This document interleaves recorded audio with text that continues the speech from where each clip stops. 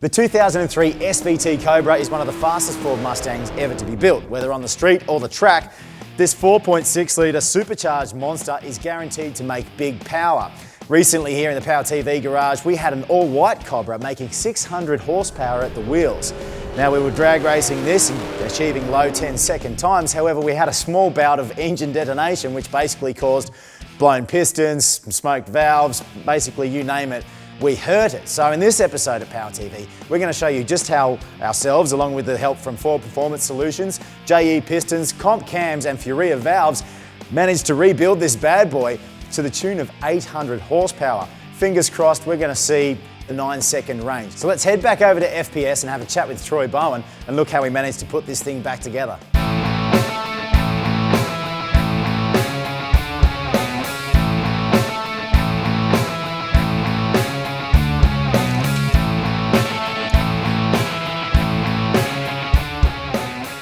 Hi, I'm Troy Bowen at FPS. We're here today rebuilding a mod motor, a 4-valve motor for Danny Campagna. It's a blown Whipple, and what we've done here so far is we've put head studs in the block, machined the block, bored out 20 over, dropped the Cobra crank back in it, micro polished that, and set up the bearing clearances, and then we're going to start assembling it, putting the pistons in it. So hopefully it'll be around 800 horsepower at the rear wheels. The stock 4-valve Cobra heads were completely reworked, with FPS welding up and rematching the blown-out chambers, then giving the intake and exhaust ports a complete CNC treatment. New valve seats were installed and given a radiused valve job to accommodate the 0.5mm oversized for rear valves. Assembly of the heads continued with new Comp Cams valve springs, topped by lightweight titanium retainers to give the engine better high RPM performance without valve flow. After checking the valve seal, the stock cam followers went back in place, topped by a new set of 4 cams from Comp. Comp offers several different off-the-shelf grinds for blown 4-valve modulars, suitable for anything from the stock supercharger all the way to a big Whipple like ours.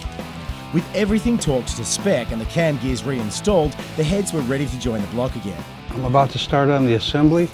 All the block preparation has been done, the honing, checking of all the bearing clearances. The crank's been balanced, all the rods are hung, we're ready to go. The stock Cobra crank got a micro-polish treatment on the journals, and stock Cobra H-beam rods manufactured by Manley joined the forged JE pistons and Ackley & Child's high-tensile ductile rings. Ring gap was intentionally set wide so that the compression rings live under high boost, and the bottom end was carefully assembled using a Pacific Performance main stud kit.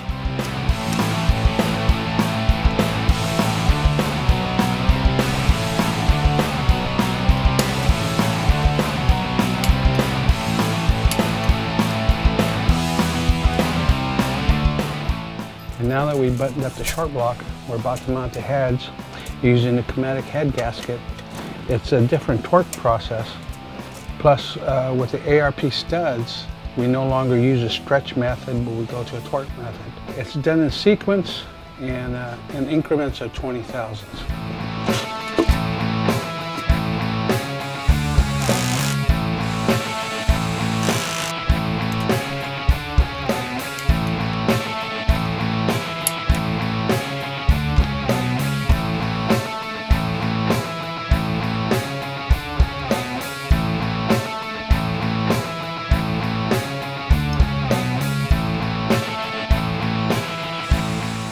This is the last major step here after putting the heads on. You have to put all the timing components on.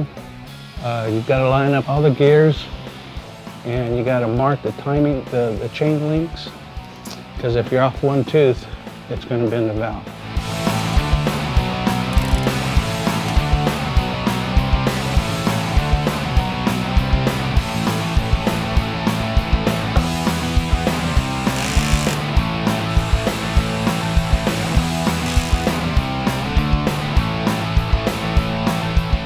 On just about any engine build, an aftermarket oil pan is pretty much a must.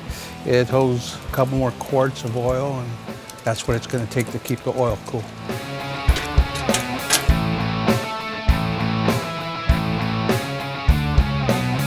I finished up on the front part of the motor with the dampener.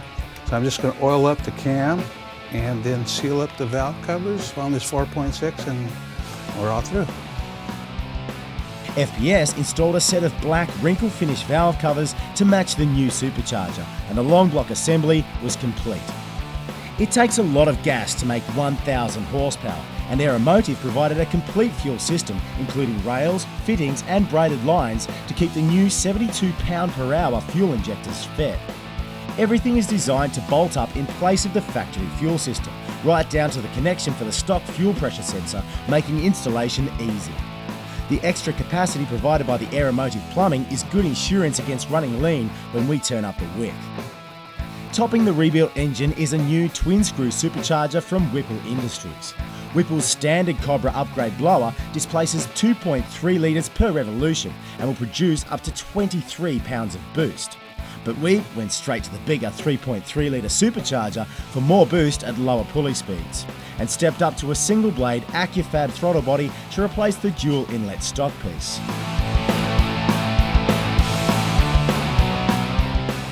Well, I cannot wait to get this monster back into the Cobra to see what happens. We've done that many mods to it and we couldn't have done it without FPS and of course Troy Bowen, so a big thanks to those guys. With all the mods, there's no reason we shouldn't be able to get this car into the 9-second range. Coming up in the second video, we'll show you exactly how we got the engine back into the Cobra. We'll even show you some dyno testing and some stuff on the track, so make sure you tune in to stangtv.com for all the action.